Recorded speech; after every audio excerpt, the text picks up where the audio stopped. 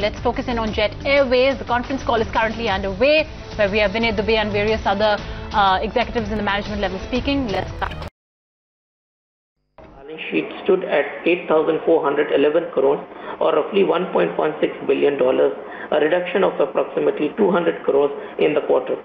Of this, the aircraft debt stands at 1,851 crores. About 60% of the total debt is denominated in US dollar terms. The gross debt as at 30th September was 8,411 crores. The net debt at 30th September stood at 8,052 crores, a reduction of approximately 30 crores over March 2018, an increase of 690 crores over June 2018. It is important to note that given large component of our debt is dollar denominated, depreciation of the Indian rupee has impacted our closing debt balance by 530 crores due to non-cash mark-to-market. Excluding the impact of unrealized mark-to-market loss, the reduction in our net debt since March 2018 has been 560 crores. Given the financial performance of the company, our liquidity is strained. While we are current on our payment obligations to banks, statutory dues, fuel companies and airport operators, we have delays in payment to vendors and a section of employees. We must emphasize that we are receiving unwavering support from our vendors, and we are grateful to all stakeholders for having confidence in us. We are working towards various liquidity initiatives to bridge the gap. The company has engaged the services of experts to help in its turnaround plan, encompassing operational improvements, building efficiencies, and enhancing the liquidity status of the company. These measures include sale of aircraft, monetization of the company's stake in JPPL, and fresh equity infusion into the company. We are actively pursuing both the transactions and are currently at various stages of discussion with multiple interested parties for both part stake sale in jet privilege and fresh infusion of equity into the company. There is plenty of interest in our strong brand and confidence in our business turnaround efforts. Turning to the current quarter and outlook. While the aviation market in India continues to be challenging, fares are showing little signs of improvement as we enter into the busiest quarter of the year. In the upcoming quarter, we would be adding 3 more 737 aircraft, taking the total tally of the fuel-efficient aircraft to 8.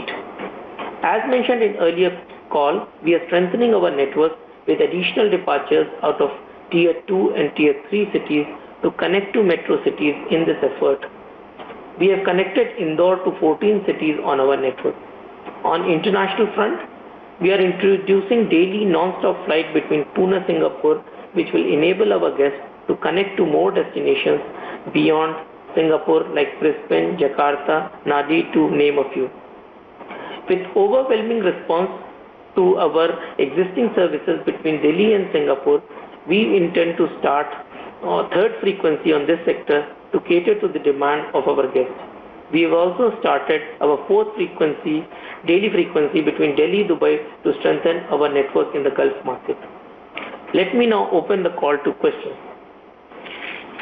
Thank you very much, sir. Ladies and gentlemen, we will now begin the question and answer session. Anyone who wishes to ask a question may press star and 1 on their touchtone telephone. If you wish to remove yourself from the question queue, you may press star and 2. Participants are requested to use handsets while asking a question. Ladies and gentlemen, we will wait for a moment while the question queue assembles. Thank you.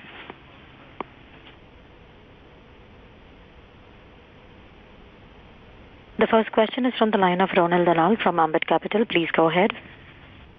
Yeah, hi. Good day, gentlemen. So my question is that your revenue from operations, I saw there's an item of 114 crores. So this is an expected refund of an earlier rent expense. So why is it being classified as an operating revenue, number one? Number two, I wanted to ask you, is other non-current liabilities, there is an item of 1697 crores. What is this regarding? And one other question I had was, so cost saving and revenue rationalization, If you could maybe further give us some insight on your maintenance costs, how many planes were grounded and routes dropped, if that's possible. Thanks. Thanks, sir. Okay.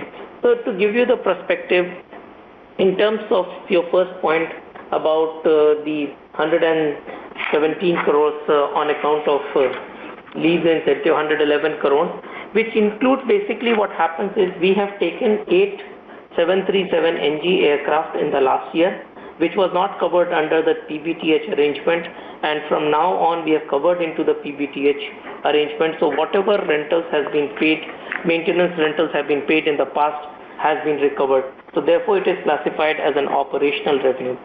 Number two, in terms of the liabilities, we, as mentioned earlier, we have got certain lease incentives in the first quarter of this fiscal, which has been classified as lease incentive and shown as a liability.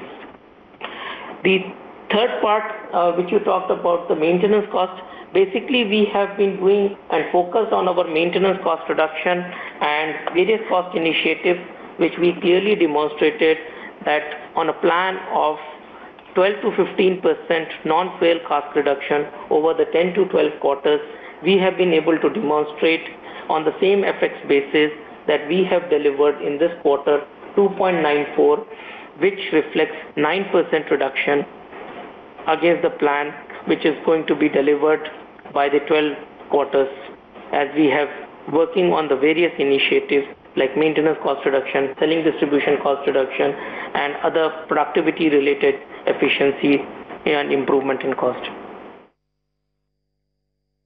Right, that was the Jet Airways con call. We'll keep dipping into it if anything important comes out. The management explaining the numbers, and the key takeaway was that there is turbulent time, but it is important and imperative to take price hikes, and they are seeing that Q3 is the busiest season. So let's see if things can turn around.